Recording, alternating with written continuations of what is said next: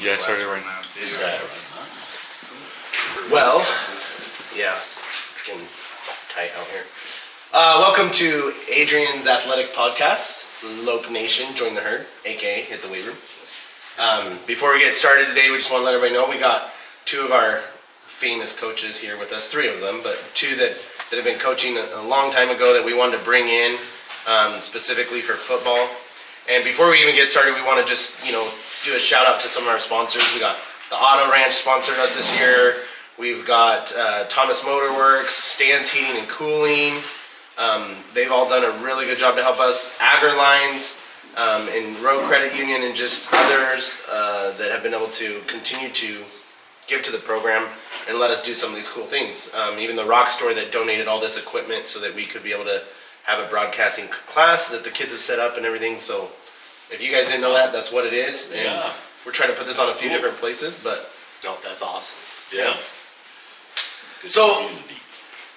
What we want to get started with is tell us about your coaching career for a second. When did you start? Well, you probably remember, George. I started with the younger kids, and just had a blast. Probably done a lot of inappropriate things, but it all worked out. So yeah, that's where I started, and truly super enjoyed the experience with the kids and the parents, actually. So it always helps to have support from the parents. Yeah, and I like how you said started young, because that's the thing is that we know over the years, having a program from the bottom up is really, really important. And Quinn, I know you were still involved at the bottom level this year, but I know you've done that. So what about you? When did you start, and what could you add to that? So I think I graduated in 2002, and then I started coaching with your dad probably 2004, or 2003. I think coached the junior high for a year while helping in the high school a little bit, and then I think the next year when Gene Mills came, I started helping coach in the high school football full time. So, and then I did that to 2015 when my son Lucas was on the way, and I figured I'd probably better back off a little bit and maybe be home more. And then as they've gotten older, with Landon Martin in 5th grade, started coaching PV football, did that for a couple years. And then now with Colin Martin, he's in 5th grade this year, so I helped, and Lucas will be coming up, so I'll do Optimus football for two more years anyway. From there.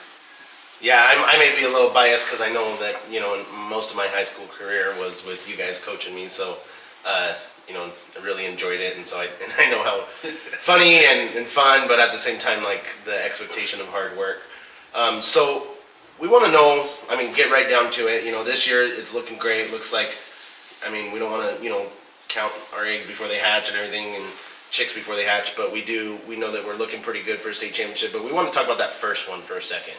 So any of you could jump in here and tell us a little bit, what was the big, we know we've had good athletes for years and stuff like that and everything, but what was the big thing that really made you guys feel like we kind of got over that edge of just going to the first round of playoffs and make it to the championship and becoming a championship program? Well, that's a hard one to answer, because really it was getting over that first hump, as far as just getting it done for the first time. So we had a great bunch of athletes, which we'd had in prior years, but it just, all the stars aligned to me, and we got that first one, and Billy's taken it and has run with it, and it just showed that it was possible, I guess you want to say, and the kids bought into it, and the community. God, the outpouring of support that we had from the community was just something else. So yeah, just that first one, I feel. Yeah, I think it was just a culmination of a lot of years of just taking that step. having an administration that was Yeah. supportive, you know. For a lot of years, Mrs. Esplin, back then Miss Goss, she's kind of just out there on her own trying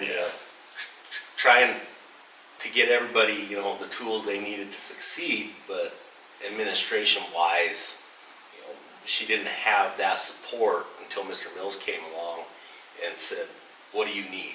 You know, what can we do to make this better?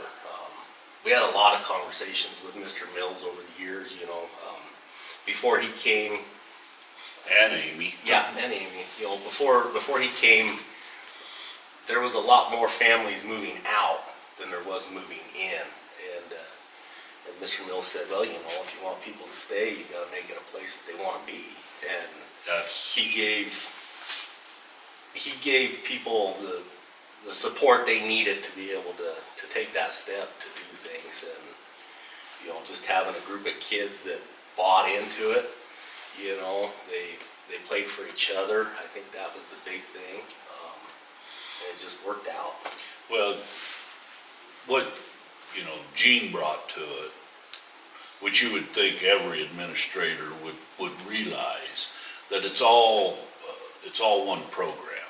If you can get kids to buy in, you know, on the athletics, that transfers into the classroom, you know, and a lot of administrators don't realize that. And to me, that was the thing. He gave us the tools and the attention that we could actually bring our athletic programs back to where they were. So, and I think to that, you know, the boys winning the state championship in track the year before football, you know, so they'd been there, you know, in a different sport, so it wasn't foreign to them, and it all just melted together. Ben, building on what Quentin said, like, Reagan played really young.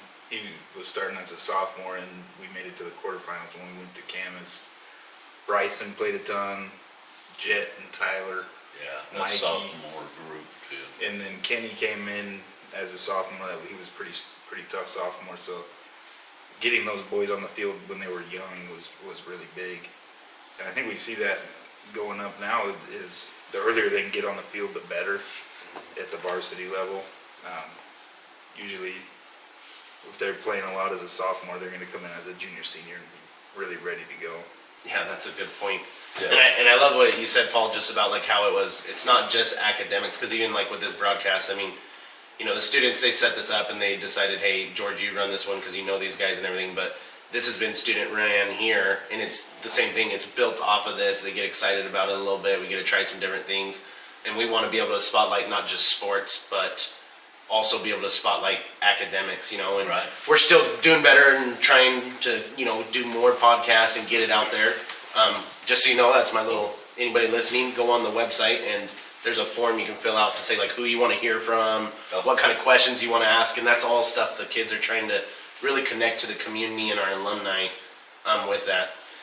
But I think one thing academically, this is kind of off topic, but I was reading yesterday that as a state, we're graduating kids that are more college ready than ever before, but they say our test scores are going down. So it doesn't really make sense to me, but I think when you look at our test scores academically, and then you look at our seniors, I don't know necessarily think if it lines up, but we see so many kids going to school with scholarships and things like that. It's pretty impressive. Well, and I think there's, you know, kids need to remember, you can be the best athlete in the school, but if you don't have passing grades, you don't get to play.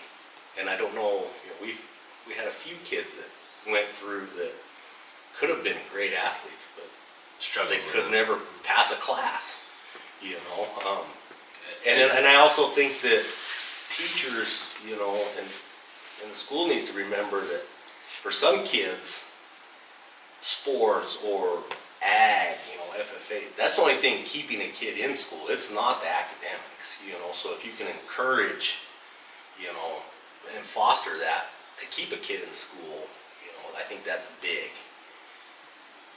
Now, I only never met a teacher that didn't bend over backwards for kids, you know. Right. If they would try, Yeah. you know. Put forth that. Yeah, they put forth a little bit of effort to get Right. it go, so. I think of some of our best football players have been our best students, though. Yep, most definitely. Yeah, definitely correlation. We were the highest GPA this Yeah. year. Oh, this year? This year, Yeah. 3.6 again. Wow. That was the same in 2014 Yep. too. Yeah, that's right. So, Yeah, definitely has a correlation there too. we had a few of the smartest dumb kids that ever been around. They Well, speaking of smartest and dumbest at the same time, let's ask this coaching question here. What was one of the smartest drills that you've seen from one of these other coaches by you? Or vice versa, what is one of the dumbest drills that you've seen from one of these other coaches by you? We want to hear about one of those things.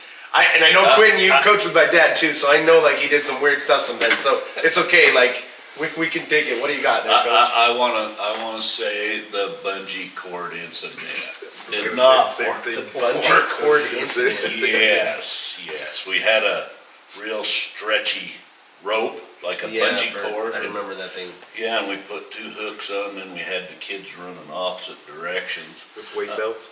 Yeah.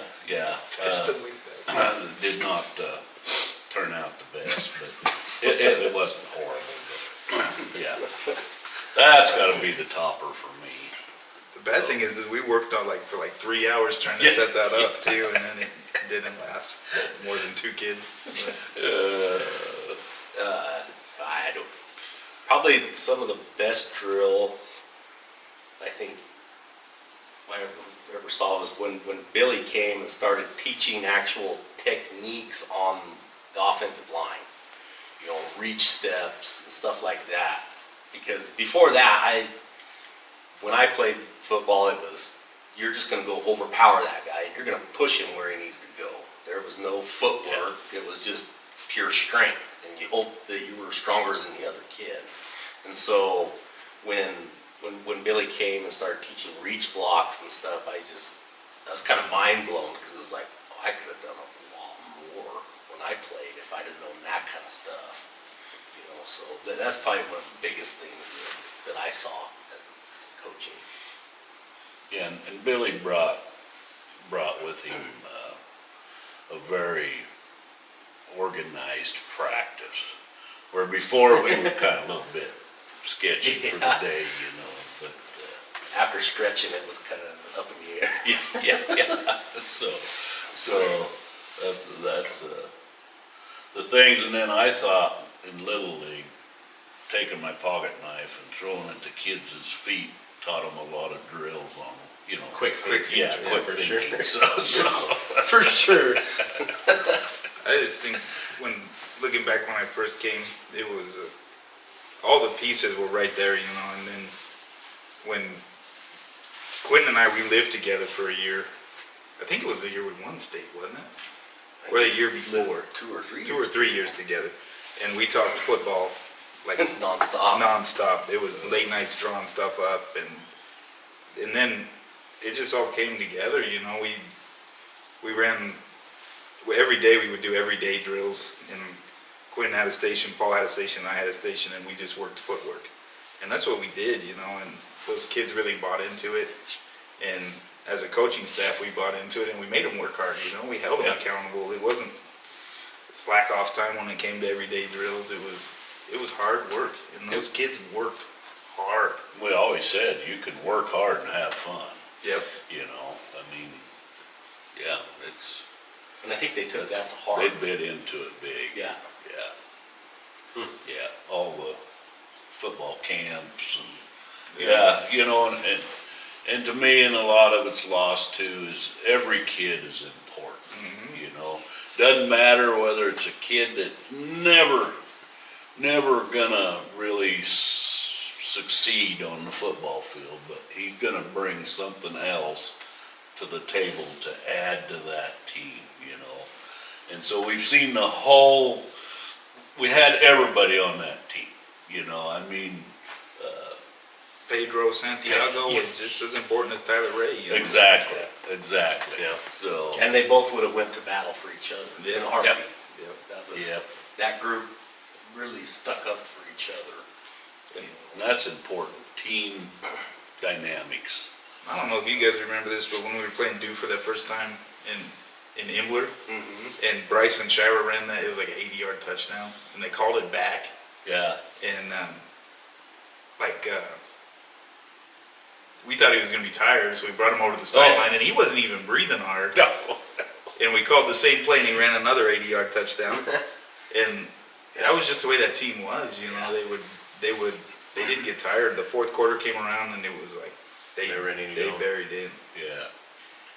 Yeah, I think that's awesome, and I think you bring up some good points. I mean, even as athletic director, you know, I hear all the good, the bad, the ugly, everything in between, and sometimes I think even parents, not trying to take a shot at anybody, we have great parents and everything, but sometimes, you know, they forget that, like, you know, they look at the game reps, and sometimes it's like, hey, these kids are also getting reps in practice, and you're building something for the future. I know for sure we see that in football, like, some of the younger guys, it's like, when you're going against Brants and Brazen Yeah. Jordan every day, you're getting prepared for when it's your turn to come, and that's the thing is, like, all of a sudden they come, they're like, whoa, where'd that kid come from? Well, he wasn't just sitting around doing nothing for those years. I mean, like, those reps are super important, and I remember that. I mean, I feel like that was kind of, like you said, like, that's something I've seen over the years, all those pieces, you know, Mr. Mills, I feel like he kind of brought, we had weights, but it wasn't like a program, and now you look at this nice weight room we have, and the knowledge of Coach Shira and stuff, you know, younger Coach Shira and older Coach Shira has wisdom too, but put Reagan in there, I mean, it just builds off of each other, you know? I think that has a lot to do with the success that we're experiencing now. Is, you know, your junior high program is really good. I mean, year after year, you know, the elder Coach Shira does a fantastic job with the junior high. We've had some really great optimist coaches, you know, Richard Jordan, Ryan Martin, and Dave Jordan, you know, there's a bunch of them out there that everybody's kind of stepped up and done their part to try and give the kids what they need so that when they take the next step, you know, when they're in high school, you're not starting with a clean slate. They have some tools that they show up with. And I think that makes a big difference. You know, your dad coached junior high football for a lot of years. I don't know how many undefeated teams he had. Well, until 2014, he was the only coach at Adrian that had an undefeated season. You know, I was lucky enough to play for him. You know, learned a lot from Mr. Ellsworth. I don't think he gets his due credit, you know, in the grand scheme of things. Yeah, I know. I mean, of course, I could say some things about my dad, but I know that he always taught me good things at home too, and that's kind of like what you said, is also the parents teaching you good stuff at home. I remember the one time actually I was pretty selfish for a second, and I was like, I can catch the ball better than a lot of people, you know, and he's like, that sounds pretty selfish. Like, I block, why don't you just go block better than everybody else? And I was like, okay, good point, I'll go do that. So, like, you know, like, it stopped that right in the tracks, didn't let that thought process go down. You know, you play what position you get, and you go and you do the best at it, and over the years, I've played a lot of different positions, so that's just how it goes. I'll never forget when I was coaching with your dad, and he called me one day and says, I need to meet you in the office for a little bit. Okay. And I got in there, and he goes, well, I had a parent call me. They're kind of concerned. I said, about what? And he says, well, they said that their kid came home and said that you told him to cheat. I said, no. I said, I don't think so. He goes, yeah, he told the kids that if they're not cheating, they're not trying. I said, well, I didn't mean it like that. I just was trying to get them, you know, do whatever, you know, what it takes to try and get that block, to try and get that first down. I just remember Mr. Ellsworth was like, well, it's not that I disagree with you, but we can't tell the kids that kind of stuff. Political side of it, right? Kind of like what happens on the football field stage, on the football field. Right. You know, here's another question. Let's try to get a little bit of humor in here for a second. I mean, you just thinking about it, you guys got tons and tons of experiences. What is one of the you don't have to say a name, we don't have to embarrass people. What is one of the most, like, interesting excuses that you've heard over the years? Or maybe not an excuse, but just like, you know what I'm talking about. I know exactly. What is something that a kid has said that you were just like, what was just said to The me? hair gel. The hair gel. Oh, yeah, We had an exchange student that he showed up to practice like 20 minutes late. We're like, where are you? Well, I had to go home and I had to shower. We're like, well, you're supposed to shower after practice, not before. Well, I have the hair gel in my hair. It gets in my eyes when I sweat, so I had to go home and shower. It's like, what do you say to that? You just shake your head. No, the foreign exchange students brought a lot of interesting things to they just weren't used to practice working at it, so yeah, going home and changing during the I've looked around and where the hell did he go? Well, he was cold, so he went down to the locker room, took his shoulder pads off and put a coat on. Yeah. And come out. This is the same kid. But yeah, It's the same one. You better tell the Mary Kay story. Go ahead. Okay, so we had a kid that, Oh yeah. I'm gonna miss practice today, coach. Yeah. Well, coach goes, well, why are you gonna miss practice? Well, my mom's got a Mary Kay party and I have to help her get ready for the Mary Kay party. Mary Kay parties. And I know Coach Billy one day had with the technology, had his phone out and he's looking up rapper nicknames. Giving the kids rapper nicknames for a day. That was pretty interesting. Some of them didn't really stick, some of them kind of did, but by the time they're done with school, they have like 4 or 5 different nicknames, so it's like, one of them's got to be good, and the other ones, maybe we should just, let those ones go, I don't know, but... Well, to be truthful, some of these kids, I don't know what their real name is. I I mean, like Woody. I don't remember that kid's name. Yeah. I remember him, but Yeah. So, yeah. I think one thing that, just getting back on a serious note about football, is when we were talking about the kid, making sure everyone is just as important as the others, is we've gotten a lot of kids from different programs that kind of just, they never got to play there and they turned out to be just studs. Yeah. Like Colton in that 2014 team, he didn't get a single snap at Nissa and came here and he was all state, just an absolute Beast. yeah. Yeah, no, I will put our athletes up against anybody's. Yeah. I mean, 5A. I mean, I've got nephews playing for 5A schools, and they're good athletes, very good athletes, but we've got just as good athletes. Yeah. It's something that, if you want to go that next level, it's all in the discipline, I feel, and how hard you want to commit to it. It's not the talent. Well, and I think it's interesting, you talked about earlier, like, the pieces, right? Like, some people just find that home that's the right place for them to excel. Mm-hmm. And that even happens at the next level, too. So people don't always realize that, that's why they have whether you like it or not, with the transfer portal and everything else, you'll see a kid that did okay over here and all of a sudden they're excelling over here, or vice versa. They did really good here and they just don't do well somewhere else. And I think, yeah, what you're saying is 100% true. And I think also those pieces aligning sometimes, just Well, and I think works for that. I think it started with your dad, and it's carried on to all the staff that we have here at Adrian.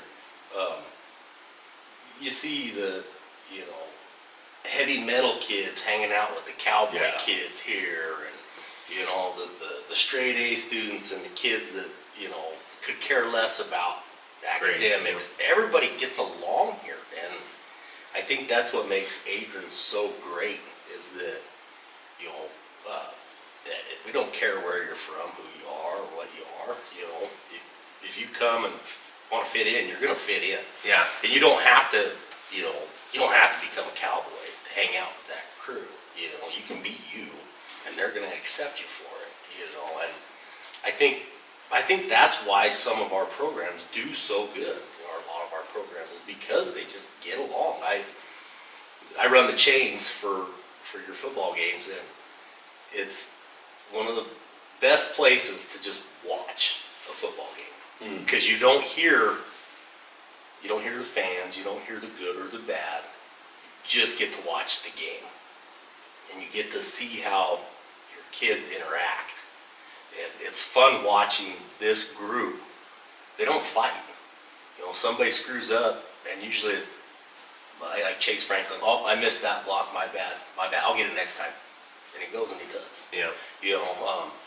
A Manny Mulroney, he's not going to get mad at Chase because he missed that block and didn't get 15-yard gain. It's just like that. You got it, man. You'll get it next time. It's no biggie.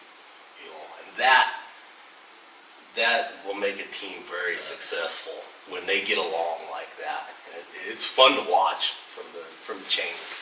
Yeah, I think you bring up a really good point, and that's just interesting, because sometimes I feel like, especially now being on the other side of it as a teacher, been a player, been a coach, been a teacher, I'd like to get to see lots of different angles of all this. I feel like that is so much more true than we realize. Sometimes the bad gets spotlighted or something, or the one time that somebody said something, and then we carry on to it and stuff, and it's like, that's not the majority of the story. That's not what's going on a day-to-day basis, you know what I mean? Tell me a day, or any high schooler that didn't have a bad day. I got mad at some of my best friends at times, but like you said, being able to just let it go, they get over it, they learn to get to work together, and like you said, they don't have to be the same, they don't have to agree on everything, but they know that, like you guys used to say, I remember our quote, doing work, it's time to go do work. I still remember that. Carry that even further, it's very important with your football teams and whatever, but that boils right on into the community, your teaching staff, your school board, whatever, people need to be pulling in the same direction. Yes, you can disagree, your football players, your teammates are going to disagree. At the end of the when day. it comes at the end of the day, you're trying to do what's best for the school and your team. We're all one big team. Yeah. I don't know why we would play against each other. No, that's it. So, and that's what, I felt about that first team was the parents were all pretty darn good, and Very supportive. it's, who asked me? I think it was the old coach for code. He said something. I said, well, I wish I could take credit, but it basically boils down to good athletes and good parents. So, that. Yeah. It's about the Jimmies and the Joes, not the X's and the O's. Bryce always used to say that. Yeah, And it's yeah. true, and that's why the development, like Coach Q was saying, is just so important, Our kids come up and know how to work. Yeah. They work hard in Optimist, they work hard in middle school, and that's what Well, they do they've- in high school. There's expectations now, and Yeah, the that's- expectations are there for themselves, not necessarily what we can have all the expectations we want for them, and it's not going to do any good. In continuity too, I think. Yeah. When I played, I had 3 different head coaches in 4 Right. years, Yeah. And that was one of the big things when Dad and I started coaching. It was like, well, we're not the best coaches in the world by far. But if we're here year after year, trying to get the success for the kids, trying to at least make it stable for the kids so they're not wondering, year after year, who's this, what's going on, something good will come of it, Yeah. Well, I come to these football games now, and my God, the way you got everything going now. The passing game, the running game, defense, everything's, it's phenomenal to see what has become of everything, so. I think us 3 really balanced each other out too, which, Paul and Quentin, they had the experience of how to deal with players and how to deal with parents. And I didn't really have that. When I first came. But I had X's and O's, just because I played in a program that was X's and O's. Yeah. it was pretty serious, and so, they allowed me to just kind of to take care of that, and Quentin ran the defense in that 2014 run, and so it was just focused on football and practices, and then we just balanced each other out so well, and it was a lot of fun. And I was the eye candy. yeah, he was. Some things don't change, right? Some things don't change. No, seeing that's what I talk about, you know. You can have the best talent or whatever in the world, but if you haven't got somebody that's letting them be that talent or do what they can, then you haven't got anything. So That was the way we were. We all Yeah. all three of us had one thing in mind, was the kids. the success of the program We didn't- and the kids. Yeah. So, We weren't in it for awards. We weren't in it for that stuff. All we really wanted to do was win and have Win fun. football and, games. and it was. I was along for the ride, you know, I mean, we played man defense, it was just go out there and give her hell, you know, and we told them bend, don't break, you know. No team likes to have to march down the field 3 yards at a time. Right. If you make a team do that, they're eventually gonna make a mistake. And those kids bought into that, and I just sat back and enjoyed the show. Yeah. You know, that was, and they were smart. What we couldn't figure out, they had it figured out for us. they were fun. Yeah, Tyler Ray had to see a play one time and Yeah. you had to shut it down. Yeah. Yeah. A lot of taping, had to do a lot of taping that year. Yeah, A lot of ankles needed taped for some reason. they do a lot of taping. I just wish, We you still know, do a lot of taping. I'm gonna start calling Manny the Mummy. I don't see Yeah, much it's spat not- though. There's no None of that spats. anymore now. Yeah, That's not popular anymore. That's good, it's a lot cheaper. but I remember back teams, you know, we had, if we would have had just a little more experience or whatever, you know, like your group, we could have went all the way on that group. Well, we almost beat. Yeah. We were the 16th ranked team. Yeah. We had to go play the Almost number beat one, them and we almost beat them Almost. in their house. all. Yeah. You know, and that just came down to not being there before. Well, I mean, that's and as why. coaches not really knowing what to expect in different situations.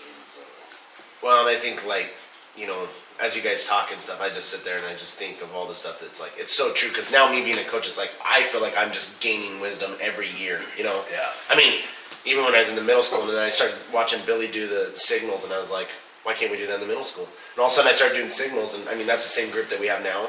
And I remember, like, we made up a signal in the middle of a game, and they just ran the play. Trey goes out there and calls the play and runs it. We had never ran that play before. That was with Coach Maroney with me in the middle school, and Nolan. And we were like, we were kind of having fun at that point. We ran a hook and ladder, and he just, like, did a hook and then a ladder, and they just went out there and they knew it because they knew our style. And I was like, what? There's no way that just worked. And we scored a touchdown on it with Sylvester and stuff. But, you know, just like what you're saying, the knowledge is built over the years for sure. Yeah. We could sit here and we could talk about that for a long, long time. And I think we'll definitely want to have you guys on here again, but we do want to start to wrap it up. So I want to ask one last question just for this little series here. And that question is, who would you like to see on the podcast that you're like, that would be pretty cool to, like, get us in here? Because the boys, Trey and all them, they want to know, like, who should we start putting on here? They're thinking about it every day. Like, it could be a coach, it could be a player, it could be alumni, it could be a community member that maybe, you know, I know we had one idea of somebody that they used to have, like, field hockey here. We're going to get Joel and Vicky on here. Oh, Vicky yeah. for field hockey. They were but- good. I have- They were good. Oh, I have very good. 3 people. Okay, let's hear it. Who's your 3 people? Mr. Ellsworth, you know, because it all, to me, for me personally, it all starts with your dad. All right. You know, I played with him and coached with him and spent a lot of time in his office when I was growing up. Got a lot of life lessons from him. yes, you did. Mrs. Esplin. Yeah, I'd like to see. It's so hard to call her Mrs. Esplin. Miss I know. Goss. It's Mrs. Goss to me. She's been here, I think she came when I was a sophomore in high school. You know, I don't think you can talk about Adrian Athletics without talking about her. Yeah. Yeah. And the third person I would love to see on here, probably Adrian Athletics' biggest supporter, and that's Bob Radford. Bob Yeah. Radford. Yeah. That'd be a good one. Yeah, he'd be a very good one. Paul, anybody to add to that list? Well, to add to it, no, you pretty much, you hit the ones for me is Amy, Vic and Joel and Bob Bradford. And we'll just for put you sure. here so you're still Yeah. the eye candy, yeah. Yeah, but you know, there's a lot of members out, or a lot of people out there that'd be very interesting, that's for sure, so. You know, you got those, well, Joel kind of covered that, them first baseball teams that succeeded very well, you know. But like Tyler Ray, I'd like to see him, a kid that's went on and went to the next level, you know. Yeah, to have them come back. Yeah, and he can tell the kid, you know, the players now just what they're gonna be facing and stuff, so. You know, somebody like that they can relate to and say, hey, he can do it, I can do it, so, yeah. Coach Billy, anybody to add? I mean, I know I gotta talk to you all the time and I can tell these kids and you can tell them, but anybody else that you really think? I think hit the nail on the head with all those people, you know. We've been here long enough where a lot of our big supporters have passed away, you know. Yeah. You know, Artie was such a big supporter. Oh, there's one. Yeah. Papa and Nan were such big supporters, and you know, like Carl Lee, I don't know if he would be able to, but he's always been a huge Adrian football fan. He still shows up in his Dennis Martin and Bob Webb. They all ran the chains for so long. Yeah. But I don't know, it's just a huge community. One that coaches' wives don't get enough credit, but like my wife, you know, I wouldn't interview her because she would say mean things about me, but I just, like Alice when we were younger, you know, just the way she treated us. I don't know. There's just Behind the scenes people. Yeah, that's definitely true. The ones that do the work, you know, Yeah. I mean. All the work and none of the credit. Yeah, and we just, you know, if we don't say your name, we just want to take a quick shout out that, you know, thank you. We do recognize it. Yeah, we know we're going to miss some of those names, but we do recognize it and we do appreciate it. And I think that'll wrap us up for today, but, you know, thank you so much for coming in. And like I said, I'm sure we're going to have other ones. Maybe if we get some people that put in there, hey, I want them back on there, I want a specific question, then we're calling you again. So, so don't feel like you're off the hot seat now and never coming back in here, but we will get some of those and the students there practicing so that they can get in here and keep the flow of the conversation going. It's kind of weird grabbing the headphones and the mics and I don't know. Thanks for having us on. Yeah, George. Yeah, I, mean, I don't even know what Thank you for that button does something, you know. I mean, we just start pushing stuff. Yeah.